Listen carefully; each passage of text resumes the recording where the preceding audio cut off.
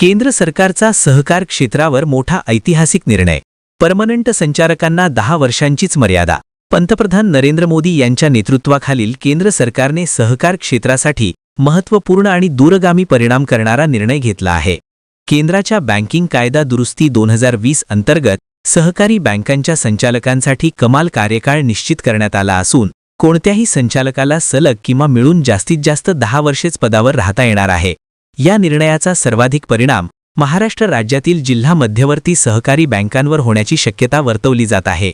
अनेक ठिकाणी वर्षानुवर्षे एकाच गटाचे किंवा नेत्यांचे वर्चस्व कायम राहिले होते. परमनंट संचालक म्हणून ओळख निर्माण केलेल्या दिग्गजांच्या प्रभावाला आता कायद्यामुळे लगाम बसणार आहे. केंद्र सरकारचा दावा आहे की या बदलामुळे सहकार क्षेत्रात पारदर्शकता, उत्तरदायित्व वाढेल आणि नव्या नेतृत्वाला संधी मिळेल.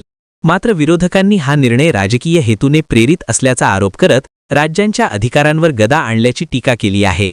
दरम्यान नव्या नियमांनुसार जिल्हा बँकांमध्ये फेररचना होण्याची शक्यता असून अनेक विद्यमान संचालकांना आपली पदे सोडावी लागू शकतात. सध्या सहकार क्षेत्रातील या मोठ्या बदलाकडे संपूर्ण राज्याचे लक्ष लागले आहे. वसुंधरा शक्ती न्यूजसाठी पत्रकार विजय तोडकर. चॅनेलला सबस्क्राइब करा.